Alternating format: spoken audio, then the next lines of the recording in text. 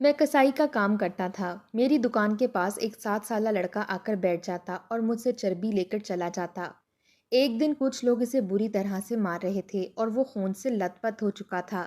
ایک آدمی بولا اس نے ریڑھی سے فروٹ اٹھایا ہے جو کافی گندا تھا، اور وہ لڑکا سسکتے ہوئے بولا میری بیمار ماں اور بہنیں 2 دن سے بھوکی ہیں۔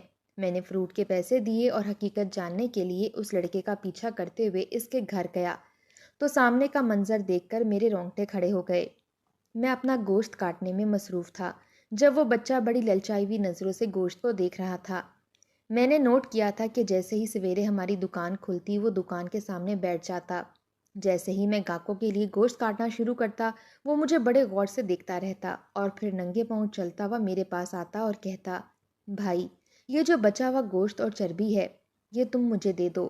مجھے حیرت ہوتی کہ وہ بچہ چربی اور بچے ہوئے گوشت کا کیا کرے گا۔ بہرحال وہ میرے لیے بالکل فضول اور بیکار سا تھا۔ میں شاپر میں ڈال کر اس کو دے دیتا۔ بچہ بامشکل 8-9 برس کا تھا۔ رنگت اس کی گوری سفید تھی، لیکن ننگے پاؤں پرانا سا لباس پہنے وہ ہمارے بازار میں یوں ہی چلتا پھرتا مجھے نظر آتا تھا۔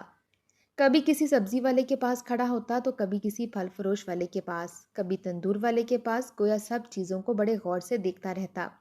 میں شاید اس کی ان باتوں پر زیادہ توجہ نہ دیتا، لیکن کچھ دنوں بعد جو واقعہ رونما ہوا میری توجہ خود بخود اس لڑکے کی جانب آنے لگی، کیونکہ اس کے ہاتھ میں ایک کالے رنگ کا تھیلا سا ہوتا تھا اور مجھے یہ لگتا جیسے اس تھیلے میں کچھ ہے۔ انہی دنوں شہر میں ایک خودکش حملہ ہوا تھا اور ہوا بھی ایک بچے کے ذریعے تھا۔ جب یہ خبر عام ہوئی تو سبھی چوکنے سے ہو کر رہ گئے۔ میں بڑے غور سے اس لڑکے کا چہرہ دیکھتا تھا، کچھ ڈھونڈنے کی کوشش کرتا تھا۔ انہی دنوں میں نے دیکھا کہ ایک بار اس لڑکے کی لڑائی ہو گئی۔ محلے کے آوارہ لڑکے اس سے وہ کالے رنگ کا تھیلا مانگ رہے تھے کہ تم بتاؤ کہ اس میں کیا چھپا رکھا ہے جو تم کسی کو ہاتھ نہیں لگانے دیتے۔ بچہ وہ تھیلا اپنے ساتھ سینے سے لگائے بھینچے ہوئے تھا، کسی کو نہیں دے رہا تھا۔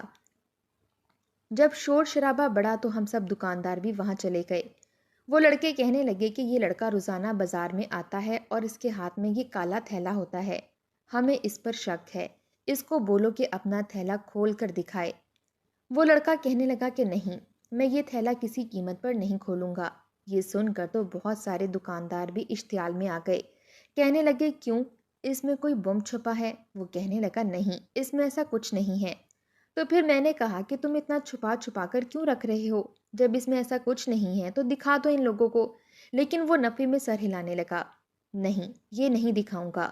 بہت سے نوجوان لڑکوں نے اس سے وہ تھیلا کھینچنا چاہا، لیکن اس نے اپنے قریب آئے نوجوان کو دھکا دیا اور بھاگ کر گلی کے اندر چلا گیا۔ بہت سے نوجوان اس کے پیچھے گئے، لیکن ایک دم وہ گلی میں غائب سا ہو گیا تھا، یا شاید چھپ گیا تھا۔ بہرحال لوگوں نے کہا کہ اب اگر یہ ہمیں نظر آیا تو ہم اس کا تھیلا ضرور دیکھیں گے۔ دوبارہ کئی روز تک اس بچے نے وہاں کا رخ نہ کیا۔ مجھے تو عجیب سے وسوسے آنے لگے تھے۔ آج کل چوری چکاری اور یہ خودکش بم دھماکوں والے بھی بڑھنے لگے تھے۔ خدا ایسے لوگوں کو غارت کرے جو معصوم بچوں کو یہ سب سکھا کر ان کی زندگیاں برباد کر رہے تھے۔ چند روز بعد دوبارہ وہ لڑکا سہما ہوا کھوجتی نظروں سے وہاں آنے لگا۔ اس کے بعد میں نے نوٹ کیا کہ وہ بچہ بنا تھیلے کے آنے لگا تھا، اس کے پاس کوئی تھیلا موجود نہ ہوتا۔ ایک بار میں نے سوچا کہ میں اس کا پیچھا کرتا ہوں، دیکھتا ہوں کہ یہ کون ہے۔ مجھے وہ لڑکا جانے کیوں کچھ مشکوک سا لگ رہا تھا، ہمارے محلے کا بھی نہ تھا اور میں اسے پچھلے 10 دن سے ہی یہاں پر گھومتا پھرتا دیکھ رہا تھا۔ اس سے پہلے تو کسی نے اس بچے کو نہیں دیکھا تھا۔ وہ چلتا ہوا ایک بار پھر میری دکان کے پاس آیا اور پھر دکان سے تھوڑا دور ہو کر زمین پر بیٹھ گیا۔ وہ جہاں بیٹھا تھا وہاں بہت دھوپ تھی، گرمی بھی آج اپنے جوبن پر تھی، مگر وہ لڑکا وہاں بیٹھ کر ہر ایک کو بغور دیکھ رہا تھا۔ میں 1 گھنٹے تک سارا گوشت صاف کر کے رکھتا رہا، خراب گوشت اور چربی الگ کرتا رہا، گاہے بگاہے اس پر بھی نظر ڈال رہا تھا۔ جب گوشت صاف کر کے فارغ ہوا تو وہ اٹھ کر میرے پاس چلا آیا، کہنے لگا بھائی ایک بات کہوں؟ میں نے سوالیہ نظروں سے اسے دیکھا اور بولا کہ ہاں کہو۔ کہنے لگا بھائی یہ خراب گوشت تک مجھے دے دو۔ اس کا سوال مجھے چونکا گیا تھا۔ میں نے چربی اور خراب گوشت والا تھیلا ویسے بھی کچرے میں ہی پھینکنا تھا، مگر ایک سوال فوراً دماغ میں آیا۔ میں نے اس لڑکے سے کہا کہ تم اس خراب گوشت کا کیا کرو گے؟ ذہن میں فوراً ایک خیال آیا تھا کہ کہیں یہ لڑکا بھی خودکش دھماکے والوں میں سے تو نہیں، یہ نہ ہو کہ اسی خراب گوشت میں بم وغیرہ چھپا کر یہاں رکھ دے اور پھر جب تک اندازہ ہو تو بہت دیر ہو چکی ہو۔ وہ لڑکا خاموش ہو چکا تھا، کہنے لگا ویسے بھی تو پھینک دو گے، مجھے ہی دے دو۔ مگر میں نے فوراً ماتھے پر تیوری چڑھا لی اور وہ گوشت دینے سے منع کر دیا۔ میرے ایک بار منع کرنے پر وہ خاموشی سے جا کر وہیں بیٹھ گیا اور کبھی پھل فروش کو دیکھتا تو کبھی سبزی فروش کے ٹھیلے پر نظریں دوڑاتا۔ دل میں بے چینی تو تھی، مگر میں نے اس کے باوجود وہ خراب گوشت کچرے کے ڈھیر میں پھینک دیا جو کہ وہیں موجود تھا۔ ہر شام صفائی والا وہ اٹھا لیا کرتا۔ جو ہی میں وہ خراب گوشت وہاں پھینک کر آیا تو بہت سی آوارہ بلیاں اس گوشت پر جھپٹیں۔ وہ شاپر کو پھاڑ کر گوشت نکالنا چاہ رہی تھیں۔ میں تو وہاں سے پلٹ کر اپنی دکان پر آ گیا، مگر جب پلٹ کر دیکھا تو میرے ہوش اڑ گئے، کیونکہ وہ مشکوک سا لڑکا ان بلیوں کو وہاں سے ہٹا کر وہ گوشت کا شاپر ان سے چھیننے کی کوشش کر رہا تھا۔ مگر وہ بلیاں بھی آوارہ اور جنگلی تھیں۔ اس لڑکے کے ہاتھ پر پنجے مارنے لگیں، مگر اس کے باوجود اس لڑکے نے بلیوں کو ہٹا کر وہ گوشت چھینا جو آدھا زمین پر اور آدھا بلیوں کے منہ میں رہ چکا تھا۔ اس نے باقی بچا گوشت اٹھایا اور ایک جانب دوڑ لگا دی۔ میں کتنی ہی دیر یہ منظر دیکھتا رہا۔ شکل سے تو اچھا خاصا معلوم ہوتا تھا، مگر کوئی بھی لڑکا بھلا خراب گوشت کے لیے اتنی جدوجہد کیسے کر سکتا تھا؟ میں ساری رات سو نہ سکا، یہی سوچتا رہا کہ اس لڑکے کے بارے میں کیسے جانوں، وہ کہاں کا تھا اور ایسا کیوں کر رہا تھا۔ اگلے روز تو اس لڑکے نے وہ حرکت کی کہ سب کو ہی پریشان سا کر کے رکھ دیا۔ میں نے ابھی دکان کھولی ہی تھی اور اپنی دکان کو سیٹ کر رہا تھا کہ ایک شور کی آواز آئی۔ میں نے دیکھا بہت سارے نوجوان اس لڑکے کو پیٹ رہے تھے۔ میں وہاں پہنچ گیا۔ میں نے دیکھا وہ لڑکا اپنے پیٹ پر ہاتھ رکھے گھٹنوں کے بل بیٹھا تھا اور منہ بھی اس نے اپنے گھٹنوں میں دیا ہوا تھا۔ لوگ اس کی کمر پر اس کو مار رہے تھے، اسے سیدھا کرنے کی کوشش کر رہے تھے، مگر وہ اپنا چہرہ چھپائے لوگوں کے گھسے مکے کھاتا ہوا رو رہا تھا۔ میں آگے بڑھا اور لوگوں کو اس بچے سے دور کرنے لگا۔ وہ بیچارہ تو بالکل ہی ادمرا سا ہو چکا تھا۔ آخر کو تھا تو 8-9 سال کا بچہ اور یہ لوگوں کا مجمع جو اسے پوری قوت سے پیٹ رہا تھا۔ میں نے کہا اب کیا کر دیا اس نے؟ اب تو اس کے پاس کوئی تھیلا بھی نہیں ہے، کیوں مار رہے ہو اسے وہاں؟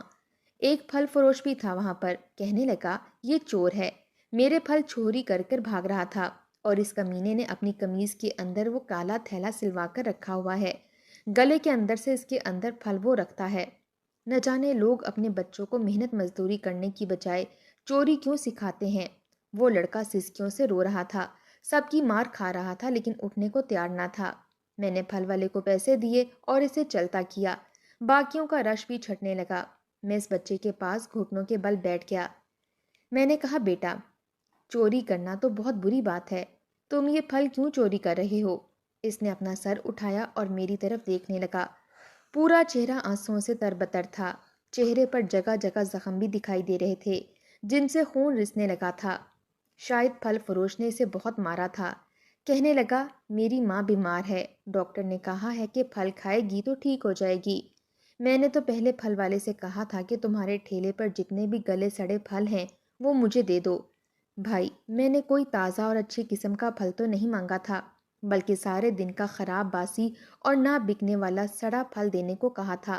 بدلے میں اس کے پھلوں کی دن میں 2 بار رکھوالی بھی کی تھی۔ جب وہ نماز پڑھنے گیا تھا، جب دکان بند کرنے لگا تو میں نے اسے پھل مانگے، ویسے بھی تو اس نے وہ پھینک ہی دینے تھے، لیکن اس نے مجھے دھکا دے دیا، بولا دفع ہو جاؤ، بھوکے ننگے نہ جانے کہاں کہاں سے چلے آتے ہیں۔ مجھے غصہ آ گیا تو میں اس کے پھل لے کر بھاگنے لگا۔ تم خود دیکھ لو بھائی، میں نے وہی پھل اٹھائے جو گلے سڑے تھے، تازہ پھلوں کو ہاتھ بھی نہیں لگایا۔ میری ماں بہت بیمار ہے، اس لیے میں نے اس کے پھل چرائے تھے۔ وہ روتے ہوئے ہچکیوں سے یہ سب کہہ رہا تھا۔ میں نے کہا بیٹا، تو کوئی کام کیوں نہیں کر لیتے؟ اللہ پاک نے تمہیں 2 ہاتھ دیے ہیں جو سلامت ہیں، پاؤں ہیں وہ بھی سلامت ہیں، تم بالکل ٹھیک ٹھاک ہو، چوری کرنے کی بجائے محنت کرو۔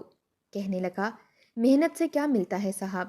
میں نے محنت کی تھی، میں لوگوں کی گاڑیاں صاف کرتا تھا، وہ جھڑک جھڑک کے 2-3 بار صاف کرواتے تھے، مگر جب میں ان سے پیسے لینے کے لیے ان کی کھڑکی کے سامنے ہاتھ پھیلاتا تو وہ گاڑی آگے بڑھا کر چلے جاتے اور ہنستے ہوئے میری غربت اور محنت کا مذاق اڑاتے رہتے۔ اس کے بعد میں نے پھولوں کے گجرے بیچنے شروع کر دیے جو میری بہنیں بناتی تھیں، لیکن وہ بھی مرجھانے لگے، کوئی بھی مجھ سے خریدنے کے لیے تیار نہیں تھا۔ کہتے تھے تمہارے گجرے باسی ہیں، ان میں تازگی نہیں ہے، حالانکہ میری ماں پوری رات ان گجروں کو پانی میں بھگو کر رکھتی تاکہ وہ تازہ لگیں۔ میری بہنیں فجر پڑھ کر بیٹھتیں اور انتہائی نفاست سے گجرے پروتیں، پھر میرے حوالے کرتیں کہ جا کر بیچو، مگر نہ جانے لوگ یہ کیوں نہیں سمجھتے کہ ان باسی گجروں کو خرید لینے سے کوئی غریب 2 وقت کی روٹی بھی کھا لے گا۔ کوئی نہیں سوچتا صاحب، بس سب دھتکار دیتے ہیں۔ اس بچے کی باتوں نے مجھے اشک پار کر دیا تھا۔ میں نے جیب سے پیسے نکالے اور اس کے ہاتھ پر رکھ دیے، اسے اپنی دکان پر لایا اور آدھا کلو صاف گوشت بھی اسے تھما دیا۔ وہ خوشی خوشی چلا گیا۔ اس وقت دکان میں کام کا وقت تھا، ورنہ میں اس لڑکے کا پیچھا ضرور کرتا۔ اگلے روز میں نے لڑکے کو کہیں نہیں دیکھا۔ 3 دن مزید گزر گئے، مگر وہ لڑکا مجھے کہیں نظر نہ آیا تھا۔ اسے اس دن لوگوں نے مارا بھی بہت تھا اور وہ زخمی بھی تھا، شاید بیمار ہو۔ وہ لڑکا 3 روز سے کہیں نظر نہ آیا تھا۔ میرے دل میں عجیب سی بے چینی ہونے لگی تھی۔ میں یہ سوچ رہا تھا کہ کاش اس روز اس کا پیچھا کرتے ہوئے وہاں چلا جاتا تو مجھے حقیقت کا بھی علم ہو جاتا، مگر نہ جانے وہ لڑکا اب کہاں چلا گیا تھا۔ 1 ہفتہ گزر چکا تھا، مگر وہ لڑکا دوبارہ اس جگہ نہ آیا۔ دھیرے دھیرے میں بھی اس لڑکے کے بارے میں بھولنے لگا اور یہ سوچنے لگا کہ ہوگا کوئی آوارہ، اس بازار سے تو لوگوں نے اسے مار کر نکال دیا تھا، اب کہیں اور جا کر یہ چوری چکاری کر کے پیٹ پالنے لگا ہوگا۔ یہی سوچ کر ایک بار پھر میں اپنے کام میں مصروف ہو گیا، مگر اسی شام وہ لڑکا مجھے دوبارہ دکھائی دیا۔ اس کی طبیعت انتہائی خراب محسوس ہو رہی تھی۔ اس کے چہرے پر عجیب زرد پیلے داغ لگے ہوئے تھے، لوگ دیکھ کر اس کا مذاق اڑانے لگے تھے۔ اس کے ہم عمر بچے جو اکثر بازار میں آیا کرتے تھے اور کچھ تو یوں ہی آوارہ گردی کرتے رہتے، وہ سبھی سے دیکھ کر مذاق اڑا رہے تھے، جبکہ وہ خاموشی سے لڑکھڑاتے ہوئے چلتا آس پاس دیکھ رہا تھا۔ میں نے غور کیا تو اس کے چہرے پر زخم اور نیل کے نشان تھے، ان پر ہلدی لگی ہوئی تھی، شاید اس کی ماں نے اس کے چہرے پر لگائی ہو تاکہ زخموں کی مرہم کی جا سکے۔ وہ لڑکا پہلے سے کافی کمزور لگ رہا تھا اور بیمار بھی محسوس ہو رہا تھا۔ وہ چلتا چلتا آیا اور ایک بار پھر اینٹ رکھ کر اوپر بیٹھ گیا اور لوگوں کو بغور دیکھنے لگا۔ اس کی آنکھوں میں بار بار آنسو آ رہے تھے۔ مجھ سے رہا نہ گیا تو میں چلتا ہوا اس بچے کے پاس چلا گیا اور بولا کہ بیٹا، کیا ہوا ہے؟ کافی دنوں بعد نظر آ رہے ہو، تمہاری طبیعت بھی ٹھیک نہیں لگ رہی۔ اس نے یہ سنا تو رونے لگا۔ بولا صاحب، میری طبیعت بہت خراب تھی، گھر میں کھانے کو کچھ بھی موجود نہیں ہے، 3 دن سے گھر میں سالن نہیں پکا، ہم پانی میں نمک ڈال کر پیے جا رہے ہیں جس سے ہمارے جسم کو کچھ طاقت ملے۔ آج میری طبیعت ٹھیک ہوئی تو میں گھر سے باہر نکلا۔ میں نے اس کی بات سنی تو حیرانگی ہوئی۔ وہ تو پچھلی دفعہ کہہ رہا تھا کہ اس کی ماں اور بہنیں بھی موجود ہیں، تو پھر آخر وہ کیوں اس بچے کو کام کے لیے گھر سے باہر بھیج رہی تھیں؟ اس کا باپ کیا کرتا تھا؟ تبھی ایک پھل فروش نے خراب پھل کچرے کی طرف پھینکا تو وہ فوراً میرے پاس سے اٹھ کر اس پھل کو اٹھانے لگا اور گھر کی جانب جانے لگا۔ وہ بھاگ کر جا رہا تھا، شاید اسے ڈر تھا کہ آج پھر نہ وہ پھل فروش اسے پکڑ کر مارنے لگے۔ نہ جانے وہ گلے سڑے اور خراب پھلوں کے لیے کیوں اپنی جان جوخم میں ڈال رہا تھا۔ آج تو میں بھی اس کا پیچھا کرنے لگا۔ پھل فروش سے کہنے لگا کہ میری دکان کا دھیان رکھنا۔ اتنا کہہ کر میں جانے لگا۔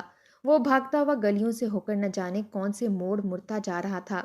میں بھی اسی کے پیچھے چلا جا رہا تھا کہ تبھی شہری آبادی سے نکل کر ایک بستی کی جانب جانے لگا جہاں پر کچے مکان تھے۔ میں نے سوچا کہ شاید وہ اسی بستی میں رہتا ہوگا، مگر اس نے بستی کو بھی پار کر لیا اور ایک محلے میں آ گیا اور ایک گلی میں مڑ گیا جس میں ایک گھر تھا۔ اس گھر کا دروازہ تو جیسے لوہے کی چادر کا بنا ہوا تھا، یوں ہی زنگ آلود چادر تھی جس سے پردہ بنایا گیا تھا۔ اس لڑکے نے وہاں پہنچ کر دروازے پر دستک دی تو اندر سے دروازہ کھلا۔ وہ فوراً اندر داخل ہو گیا۔ کتنی ہی دیر میں وہاں کھڑا دیکھتا رہا اور پھر دھیرے دھیرے چلتا ہوا اس دروازے کے قریب آ گیا۔ دروازہ گھر کو پوری طرح ڈھک بھی نہیں رہا تھا، دائیں اور بائیں جانب اتنی جگہ خالی تھی کہ آسانی سے میرا ہاتھ اندر جا سکتا تھا۔ یوں دوسروں کے گھروں میں جھانکنا اچھی بات تو نہ تھی، مگر میرا دل چاہا کہ میں دیکھوں آخر اندر ہو کیا رہا ہے۔ میں نے تھوڑی سی موجود دراڑ سے اندر جھانکنا شروع کر دیا۔ اندر کا منظر دیکھا تو میرا وجود جیسے پتھرا سا گیا تھا۔ میں بغیر پلکے جھپکائے اندر جھانک کر دیکھتا رہا۔ گھر کے صحن میں ایک خاتون موجود تھیں جو عمر رسیدہ تھیں۔ اس نے ایک سفید چادر سے خود کو لپیٹ رکھا تھا۔ وہ لڑکا اس کے سامنے بیٹھا تھا اور وہ آگے بڑھ کر اس کے ماتھے پر آیا پسینہ اپنی چادر سے صاف کر رہی تھی۔ وہ لڑکا ماں کو خراب پھل دے رہا تھا تو ماں بولی، بیٹے آج تو کسی نے کچھ نہیں کہا۔ لڑکا کہنے لگا کہ نہیں ماں، میں پھل لے کر فوراً آ گیا۔ تبھی وہ عمر رسیدہ خاتون آمنہ نامی لڑکی کو آواز دینے لگیں اور بولیں، یہ لو میری بچیوں، بھائی پھل لے آیا ہے، اسی کو کاٹ کر کھاؤ، بسم اللہ ضرور پڑھنا تاکہ برکت سے سب کا پیٹ بھر جائے۔ وہ خراب گلے سڑے پھل جن کو دیکھ کر ہی ابکائی آ جاتی تھی، وہ یہ لوگ صبر و شکر کے ساتھ کھا رہے تھے۔ میرا دل پھٹنے لگا، فوراً دروازے سے ہٹ کر سیدھا کھڑا ہو گیا۔ میں نے دروازے پر ہلکی سی دستک دی تو وہی لڑکا دروازہ کھولنے آیا۔ مجھے دیکھ کر اس کا چہرہ زرد پڑ گیا۔ کپ کپاتے ہوئے بولا، صاحب میں خراب پھل لایا ہوں۔ صاحب مجھے مت مارنا، میری ماں بہنیں یہ دیکھ کر مر جائیں گی۔ اس کا لہجہ عجیب تھا کہ بے ساختہ میری آنکھوں سے آنسو نکل آئے۔ میں نے اندر آنے کی اجازت چاہی اور اندر آ گیا۔ وہ عمر رسیدہ خاتون مجھے دیکھ کر چونک گئیں اور اندر بٹھانے لگیں۔ اس نے مجھے صحن میں ہی بچھی چارپائی پر بٹھا دیا اور کہنے لگی، تم کون ہو بیٹا؟ میں نے ایک نظر آس پاس گھر پر دوڑائی۔ چھوٹا سا ایک کمرے کا گھر تھا اور انتہائی تنگ صحن تھا جہاں وہ مجھے بٹھائے ہوئے تھیں۔ میں نے اس چھوٹے بچے کو اپنے پاس بٹھایا اور اس عورت سے کہنے لگا کہ خالہ، کیا آپ کے گھر میں کوئی مرد کمانے والا نہیں ہے جو آپ اس بچے کو باہر بھیج رہی ہیں؟ خالہ نے میری بات سنی تو رونے لگیں، کہنے لگیں، کہیں تم وہی تو نہیں جس نے میرے بچے کو گوشت دیا تھا؟ میں نے ہاں میں سر ہلا دیا۔ وہ مجھے کہنے لگیں کہ بیٹا، ایک زمانہ تھا جب ہم بھی بڑے خوشحال اور عیش و آرام سے رہا کرتے تھے، مگر پھر میرے شوہر کا انتقال ہو گیا تو اس کے بھائیوں نے اس کی تمام جائیداد ہڑپ لی اور ہمیں اپنے گھر سے بے گھر کر دیا۔ میری 2 جوان بچیاں ہیں اور ایک بیٹا ہے جو مجھے شادی کے کافی سالوں بعد خدا نے عطا کیا۔ میں خوش تھی کہ اللہ تعالیٰ نے مجھے بیٹا عطا کیا ہے، مگر اس کے پیدا ہوتے ہی 3 سال بعد میرا شوہر انتقال کر گیا اور میں اپنی جوان بچیوں سمیت بے گھر ہو گئی۔ مجبوراً اس چھوٹے سے کرائے کے مکان میں آ کر رہنے لگی۔ ہمارا گزارا بہت مشکل تھا۔ ہم انتہائی شریف اور باپردہ عورتیں ہیں، کبھی گھر سے باہر قدم نہ رکھا۔ کچھ سال تو لوگوں کے کپڑے سیکھ کر میں کام کرتی رہی، مگر اب غربت اس قدر بڑھ چکی ہے کہ مجبوراً اپنے بچے کو کام پر بھیجنا پڑا۔ یہ بچہ پہلے محنت مزدوری کرتا رہا مگر لوگوں نے اسے پیسے نہ دیے اور اب اسے بازاروں میں جا کر کچھ کھانے کے قابل لے آتا ہے۔ بس اسی سے ہمارا گزارا ہوتا ہے۔ وہ رو رو کر مجھے اپنی زندگی کی داستان سنا رہی تھیں۔ اس کی 2 جوان بیٹیاں تھیں اور دونوں ہی شادی کے لائق تھیں، مگر جہیز نہ ہونے کی وجہ سے اور اس غربت کی وجہ سے کوئی بھی بیاہ نہیں رہا تھا۔ میں نے جب یہ سنا تو آنکھوں سے آنسو بہنے لگے۔ آج میں نے ابھی تک 3,000 روپے کا گوشت بیچا تھا۔ میں نے ان 3,000 میں سے 2,000 روپے نکالے اور ان کے ہاتھ پر رکھ دیے اور بولا، کچھ راشن خرید لینا۔ اتنا کہہ کر میں گھر سے نکل گیا۔ ساری رات بے چین رہا اور روتا رہا۔ اس دنیا میں کس قدر مشکل حالات سے لوگ دوچار تھے، لیکن اس کے باوجود خدا کی ذات کا شکر صبر کر رہے تھے۔ میں اپنے بھائی کے ساتھ رہتا تھا۔ میری ماں نہیں تھی بلکہ پاپا تھے جن کو فالج کا اٹیک ہوا تھا تو وہ بستر پر ہی پڑے رہتے تھے۔ ہم دونوں بھائی ان کا واحد سہارا تھے۔ میں نے ساری رات سوچا اور پھر اس بارے میں اپنے بھائی سے بات کی اور ابو سے بھی ذکر کیا۔ ابو نے بھی ہماری بات کی تائید کی۔ اگلے ہی روز میں ان کے ہاں گیا اور خالہ کے پاس بیٹھ کر ان کی بیٹی کا رشتہ مانگ لیا۔ میں نے اپنے اور چھوٹے بھائی دونوں کے لیے ان کی دونوں بیٹیوں کا ہاتھ مانگا تھا۔ خالہ تو سسک سسک کر رونے لگیں اور میرے آگے ہاتھ جوڑنے لگیں، مگر میں نے فوراً ان کے ہاتھوں کو پکڑ کر اپنے ماتھے سے لگا لیا اور بولا کہ آپ بڑی ہیں، بڑے سر پر ہاتھ رکھتے ہیں، ہاتھ نہیں جوڑتے۔ خالہ مجھے دعائیں دینے لگیں اور رونے لگیں۔ میں ان کی دونوں بیٹیوں کو بیاہ کر اپنے گھر لے آیا۔ وہ دونوں بہت ہی سلیقہ شعار اور نیک لڑکیاں تھیں، انتہائی خوبصورت تھیں۔ یہاں آ کر انہوں نے ہمارے گھر کو جنت بنا دیا۔ میں خالہ کو بھی اپنے ساتھ اپنے گھر میں ہی لے آیا تھا۔ وہ یہاں آ کر بہت زیادہ خوش تھیں اور ان کے چھوٹے بیٹے عمر کو اپنے ساتھ دکان پر کام کے لیے لگا دیا۔ وہ صبح اسکول جایا کرتا تھا، شام کو میرے ساتھ دکان پر ہی کام کرتا۔ یقین مانے اتنا سکون مجھے حاصل ہوا تھا کہ شاید ہی کسی کو دنیا میں حاصل ہوا ہو۔ بڑوں کی دعائیں اور خوشیوں سے گھر میں برکت آنے لگی اور میں دن دگنی رات چگنی ترقی کرنے لگا۔ بس کوشش کیا کریں جب گلی محلوں میں ایسے بچے دیکھیں تو حسب توفیق ان کی مدد کر دیا کریں۔ یقین مانیں ایسا کرنے سے نہ صرف آپ کو نیکیاں ملیں گی بلکہ کسی غریب کا بھلا بھی ہو جائے گا۔ اگر آپ دھتکار کر اس کی تذلیل کریں گے تو خدا آپ کو ایسی مصیبت میں مبتلا کر دے گا جس میں آپ کا اس سے بھی کئی گنا زیادہ مالی نقصان ہو سکتا ہے۔